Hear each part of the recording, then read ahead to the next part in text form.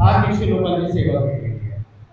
आपल्या बुद्धभूमीला सुद्धा त्या कोविड काळामध्ये बंदिरेंनी आपल्याला धान्य व किराणा मोठ्या प्रमाणामध्ये त्यांनी आपल्याला मिळवून दिलं होतं.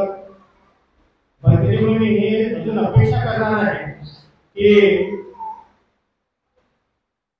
मी माझ्या प्रवचनामध्ये मी सांगितलं ना काय सांगायचं मला पण सांगेल, पण आता यापूर्वी पूजनीय भरत रशीदजी रत्न हे आपल्याला धर्म दिसणार आहे.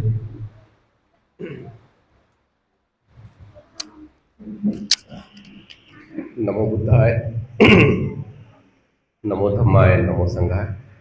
सबसे पहले मैं जो यहाँ महासंघ है उनको मैं प्रणाम करता हूँ और आप लोगों को बहुत बहुत आशीर्वाद। जो श्रद्धावान उपासक उपासिकाएं जो यहाँ आए हुए हैं, मी मूळचा नागपूरचाच आहे पण मराठी माझी तितकी बरी नाही आहे, त्यामुळे मी मोस्टली हिंदीमध्येच प्रवचन करतो कारण की मला ऐकणारे पण हिंदी साइडर जास्ती आहेत।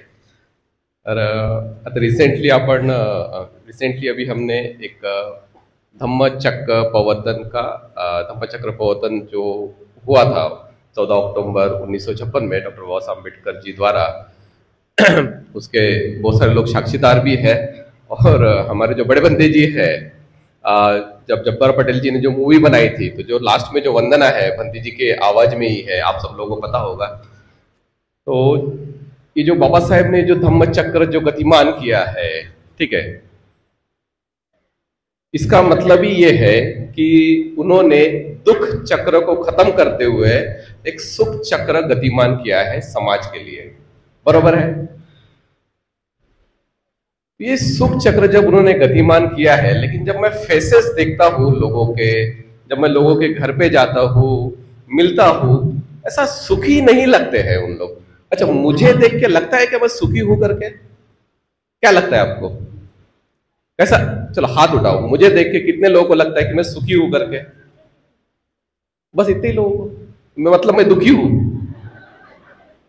भले जी लोग दुखी है, इसका मतलब ही ये है कि आप लोगों के हिसाब से हम लोग दुख मार्ग पे चल रहे हैं, बराबर है क्या? कि हम लोग सुख मार्ग पे चल रहे हैं। जिनको लगता है कि भिक्षु लोग सुख मार्ग पे चल रहे हैं, हमको देख के अगर आपको पॉजिटिविटी मोटिवेशंस मिलता है तो हाथ ऊपर करो, तो भी कम है। म्हणजे माझी हिंदी नाही समजत आहे का तुम्हाला? समजत आहे, ओके।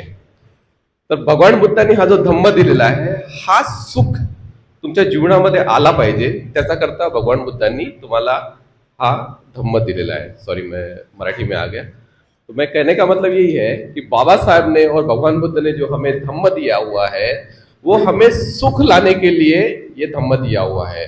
लेकिन होता ये है, मैंने मैक्सिमम, मैं रहता नहीं हूँ नागपुर में, मेरा मोस्टली वर्किंग प्लेस गुजरात है, यूरोप है, अमेरिका है, कभी एशिया चले जाता हूँ मैं। तो अराउंड द वर्ल्ड मेरा ट्रैवलिंग रहता है, बहुत ट्रैवलिंग रहता है।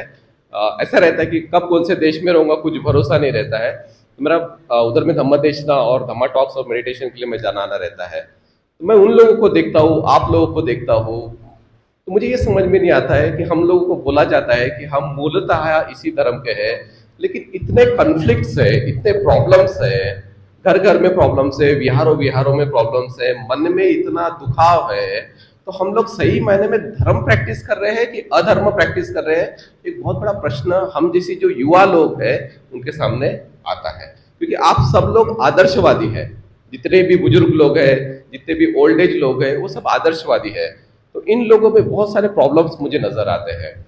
तो भगवान बुद्ध ने जो धम्म दिया है, ये प्रॉब्लम्स को सॉर्ट आउट करने के लिए दिया है। हमारे पास में दो विंग्स है, जैसे जो पक्षी रहता है ना, पक्षी के पास में दो पंख रहते हैं। एक पंख भी अगर कमजोर हो जाता है तो उड़ नहीं पाता है। तो वो दो पंख कौन से हैं? एक है बाबा साहेब का और एक है भगवान बुद्ध का। तो जिसके पास में दो पंख है, मुझे लगता है उनसे बहुत ऊंची भरारी लेना चाहिए। ऐसी जो लोग रहते हैं ना, उड़ने के लिए बने रहते हैं, चलने के लिए नहीं बने रहते हैं। तो आप लोगों ने, आपके जो बच्चे लोग हैं, उन्होंने मोटिवेशंस लेना चाहिए भगवान बुद्ध से, बाबा साहब से। अभी यहाँ पे जो युवा है वो बहुत कम है। क्यों? क्योंकि आप लोगों ने बोला होगा बुद्ध विहार जा रहे हैं, तो युवा जो लोग रहते हैं वो इंटरेस्टेड नहीं रहते हैं। और आप उनको बोलिए हम लोग बुद्धिस्ट एजुकेशन के लिए जा रहे हैं, माइंड एजुकेशन के लिए जा रहे हैं, आपके जीवन में परिवर्तन लाने के लिए जा रहे हैं, आपको एक मोटिवेशन मिलेगा बुद्ध को जानने के बाद में, तब उन लोगों में कुछ चेंजेस आएंगे और वो शायद हमारे बुद्ध विहार में आ सकते हैं। मैं ये भी चाहता हूँ कि आपके जो घर है, आपके पास में फैमिली डॉक्टर रहता है, फैमिली इंजीनियर रहता है, फैमिली एडवोकेट रहता है, तो हमारे पास में एक फैमिली भिक्षु भी रहना चाहिए। एक फैमिली हर एक विहार को सपोर्ट भी करना चाहिए, और आपके बच्चों के लिए कोई ना कोई गुरु भी आप लोगों ने अपॉइंटेड करना चाहिए। जैसे भगवान बुद्ध के लिए भी कुछ ना कुछ उस समय गुरु अपॉइंटेड किए गए थे, जो उनको उस समय की जो कलाएं थी वो सिखाया जाता था। अभी आप लोगों के जो बच्चे लोग हैं वो वहां जाते हैं जहां बुद्धिज्म का कुछ भी सिखाया नहीं जाता है। तो ये आपकी सोशल रिलीजियस रिस्पॉन्सिबिलिटी है कि आपको उनको जो युवा भिक्षु लोग हैं या भिक्षु लोग हैं उनसे वो ज्ञानार्जन करें, ये आपकी रिस्पॉन्सिबिलिटी है। उसीलिए जब इसे कहते हैं कि पॉजिटिव पेरेंटिंग्स एक बहुत बड़ा पार्ट रहता है समाज में। मैं देखता हूँ पेरेंटिंग्स प्रॉपर नहीं है, बच्चे लोगों की जो परवरिश है ना वो बराबर नहीं है। तो इसके लिए मैं एक बुद्धिस्ट चिल्ड्रन यूनिवर्सिटी का एक मेरा प्रोजेक्ट है जिसको मैं नागपुर के पास ही बनाने वाला हूँ। तो जो बच्चे को जब माँ के गर्भ में रहते हैं तब से उनको पेरेंटिंग्स मिले, तब से उनको धर्म संस्कार मिले, तब से उनको धम्म संस्कार मिले, ये मेरा प्रोजेक्ट रहेगा। ताकि आने वाली जो जनरेशन है, हमेशा हमने ये सोचना चाहिए कि जो चीज मुझे नहीं मिली है मेरे आने वाली जनरेशन को वो सब चीजें मिलना चाहिए। नहीं तो हम लोग जानवर की तरह है, जानवर कुछ करके जाते हैं कि आने वाली जनरेशन के लिए कुछ भी नहीं करके जाते हैं। बाबा साहब ने इतना कुछ करके गए हैं, हमारे लिए आदर्शवादी है। बुद्ध ने हमारे लिए इतना कुछ करके गए हैं, जो बुद्धिस्ट राजा लोग होके गए उन्होंने इतना कुछ करके गए, हमारे जो पूर्वज भिक्षु थे उन्होंने बहुत कुछ करके गए। तो हमारी एक कलेक्टिवली एक रिस्पॉन्सिबिलिटी बनती है कि जो आने वाला जो जनरेशन है उसके लिए हम कुछ अच्छा करके जाए। और भगवान बुद्ध का जो धम्म है वो कैसा है, आदि कल्याणम है, मध्य कल्याणम है और अंत्य कल्याणम है। और आपको ऐसा लगता है कि अगर ये जो धम्म है ये बहुत आगे जाना चाहिए, सारा भारत ये बौद्ध में बनना चाहिए, तो जो बुद्ध के जो प्रिंसिपल्स है उसको आपके अंदर उसको लाना होगा। आप डे टू डे लाइफ में क्या क्या प्रैक्टिस करते हैं मुझे बताइए। पांचशील प्रैक्टिस करते हैं? कौन कौन ध्यान साधना करते हैं? मैत्री भावना कौन कौन करता है? ठीक है। 4 ब्रह्म विहार भगवान बुद्ध ने हमें बताया है, वो कौन प्रैक्टिस करता है? बाबा साहेब ने जो 22 प्रतिज्ञा बताए हैं, 22 प्रतिज्ञा में से मुझे एक प्रतिज्ञा बहुत अच्छी लगती है, मैं सारे प्राणी मात्रा के प्रति करुणा रखूंगा। ठीक है ना, बोले ना उन्होंने, करुणा मतलब इतना प्यार कि कोई भी इंसान दुखी है, परेशान है, हम उनके लिए दौड़ के भाग के उनको मदद करना चाहिए। ये सर्विस रहता है। इतना प्यार हमारे में, इतनी करुणा हमारे में होना चाहिए।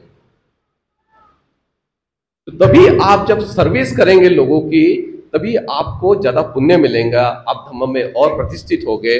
और जो आपका एक जो दूसरे समाज के लोग ये समाज को डोमिनेशंस के तरफ पे देखते हैं, तो वो आपको अच्छी तरीके से वो देखना पसंद करेंगे। जैसे हम लोग देखते हैं कि क्रिश्चियन जो लोग हैं सबसे ज्यादा सर्विस में, आप उनके देख लीजिए, हॉस्पिटल सबसे ज्यादा है, नर्सिंग सबसे ज्यादा है, स्कूल्स सबसे ज्यादा है। हमारे नागपुर में इतने सारे लोग हैं, मैं कहते 30-40% बुद्धिस्ट लोग होंगे, हमारा एक बुद्धिस्ट स्कूल नहीं है, एक अच्छा हॉस्पिटल्स नहीं है। तो हम लोग क्या करते हैं, तो हम लोग कॉन्क्रीट काम की तरफ ध्यान नहीं देते हैं और जो डिस्ट्रक्टिव काम है उसकी तरफ ध्यान देते हैं। तो उसके लिए मैं चाहूंगा कि आप जो भी अच्छा काम हो रहा है, चाहे मैं करूं, ये करे, वो करे, कोई भी करे, उनको हमें सपोर्ट करना है। और जो भी बुराइयां हो रही है उसको हमें स्टॉप करना है। यही सद्धम्म है, यही धर्म है कि आपको संयमित रूप से रहना है, मन को समाहित करना है। और जो वाचा है जिससे सबसे ज्यादा प्रॉब्लम्स होते हैं समाज में, उसको बंद रखने का है जब तक कि आपको प्रॉपर ज्ञान नहीं आता है किसी के बारे में भी। बिल्कुल चुगली चगाड़ी बिल्कुल नहीं करने का है। 10 लोगों से उसको करेक्शंस करने का। अगर आप कुछ सुन लेते किसी इंसान के बारे में कि जो बोल रहा है ये सही है क्या, मुझे अपने समाज के इतने सारे लोग भाषण देते, ये करते, वो करते, मैं बिल्कुल विश्वास नहीं करता उनके ऊपर। मैं बुद्धिस्ट हूं ना, मेरी बुद्धि इष्ट है, मेरी बुद्धि भ्रष्ट नहीं है।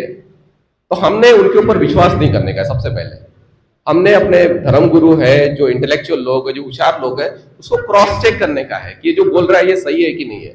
उसके बाद में ही उसको हमने मानना है। बहुत इंपॉर्टेंट बात है, आपको मैं बता रहा हूँ ये, क्योंकि इसकी वजह से सबसे ज़्यादा प्रॉब्लम्स आप लोगों की सोसाइटी में मुझे देखने के लिए मिलते हैं। दूसरा, पंडित जी ने बताया कि हमने पेंडेमिक में काफ़ी काम किया, सही मैंने में काफ़ी काम किया, मेडिकल इक्विपमेंट और संगदान। मेरे ख्याल से जनवरी, फरवरी, मार्च घूम घूम के पूरे विदर्भ में संगदान किए। अभी और एक संगदान है 23 तारीख को रिसेंटली, तो मैं चाहूँगा आप सब लोग भी उसमें आए। आदरणीय भिक्खु संघ का भी उसमें आशीर्वाद रहेगा। और भगवान बुद्ध कहते हैं कि जो संघों को दान देता है वो मुझे दान देता है। तो मैं चाहूँगा कि संघ में जो अलग अलग क्वालिटीज़ है, जब हम कुछ संघ को देते हैं तो संघ में जो भी क्वालिटी रही, कोई भिक्षु समाधि में अच्छा रहता है, कोई प्रज्ञा में, कोई मैत्री में, किसी और भी अलग अलग क्वालिटीज़ रहती है, तो क्वालिटीज़ हमारी भी बढ़ती है जब हम वो चीज़ें भिक्षुओं को देते हैं। तो मैं चाहूँगा कुछ संघदाना में आप याद से आए, और उसके बारे में मैं आपको कहा लेने वाला हूँ। अभी तक के वेन्यू फिक्स नहीं हुआ है, हो जाएगा। तो मेरे ख्याल से 200 से 300 भिक्षुओं का टारगेट है, काफ़ी बड़ा वो है। उसमें एक एम्बुलेंस सर्विस भी मैं लॉन्च कर रहा हूँ जो ऑलरेडी लेके रखे हैं। और भिक्षु पेंडेमिक में भिक्षु लोग काफ़ी एक्सपायर्ड हो गए हैं, तो उनके लिए स्पेशल हॉस्पिटल मैं बना रहा हूँ ताकि पूरे भारत के भिक्षु लोग वहाँ आके वो ट्रीटमेंट ले सके। और जो भी मार्जिनलाइज जो लोग हैं, जो गरीब लोग हैं, वो भी वहाँ आके ट्रीटमेंट ले सके। तो ये हमारी जो संस्था है संघकाय फाउंडेशन, इसके थ्रू हम लोग करने का प्रयास है। तो आप सब लोगों के लिए बहुत बहुत आशीर्वाद, बहुत बहुत मंगल मैत्री। और मैं चाहूँगा कि आप भी बुद्ध धम्म के मार्ग पे चले। जो खुशी, जो हैप्पीनेस और जो सुख शांति हम अनुभव कर रहे हैं, आप लोग भी वो चीज़ें अनुभव करें। धन्यवाद।